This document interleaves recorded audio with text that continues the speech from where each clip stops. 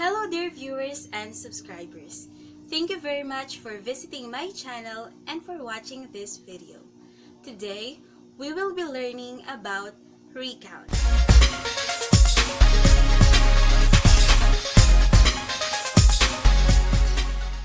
A recount retells an event or an experience that has happened. A recount is to inform, narrate, evaluate, and entertain something. Let us always remember that when doing a recount, please consider the following parts.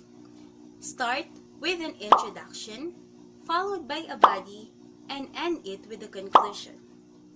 There are 5 types of recount. The first one is the personal recount. The second one is the factual recount. We also have the imaginative recount, the procedural recount, and the literary recount. Let us start with the personal recount. A personal recount retells an event or an experience wherein the writer himself or herself is personally involved. This means that the writer had experienced that particular event. Say for example, he or she wants to retell his or her first experience upon riding on a roller coaster for the first time. Therefore, he or she will narrate or retell that story in chronological order. Why is it necessary for a writer to arrange or sequence things in chronological order? This is because if the reader wants to know something about the situation, and if it is arranged in chronological order, he or she can easily analyze and understand what the writer is retelling about. Other examples of personal recount include anecdotal record, open letters, daily journal, or diaries. The second type of recount is the factual or newspaper recount.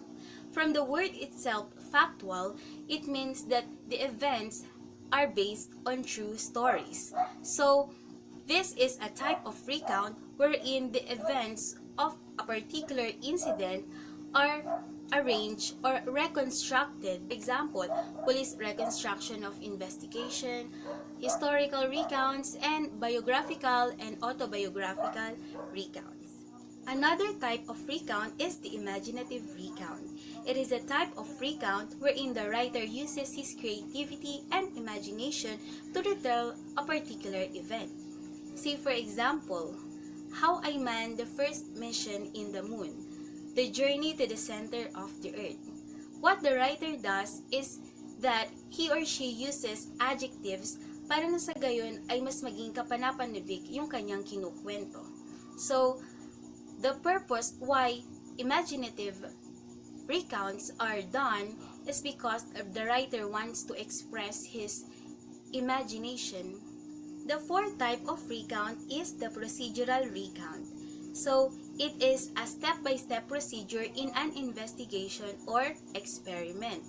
So, ang kailangan dito ay mayroon tayong basis or evidence in gathering data. It could also be used for science experiment and in cooking. Diba? When we are performing experiments in science, we first need to state the problem, gather relevant data, down to generalization and conclusion. Hindi po pwedeng mauna yung evaluation or yung drawing of conclusion bago sa statement of the problem. Same with cooking. Hindi pwedeng unahin mo yung karne or gulay. Ang kailangan muna you spill or splatter the oil and of course, put the condiments into a pan or into a pot bago natin maluto kung ano man yung recipe na niluluto natin. The last type of recount is the literary recount. So, it retells a series of events wherein the purpose is for entertainment. It is almost similar with the factual or newspaper recount kasi pareha silang nagpo-provide ng evidence at kung sino ba yung involved din sa may nangyari, kung saan nangyari, at kung paano ba iyon nangyari. Kakaiba nilang dalawa is that a literary recount can either be factual or fictional. So that's all for today. Thank you very much for listening and God bless us all. Goodbye!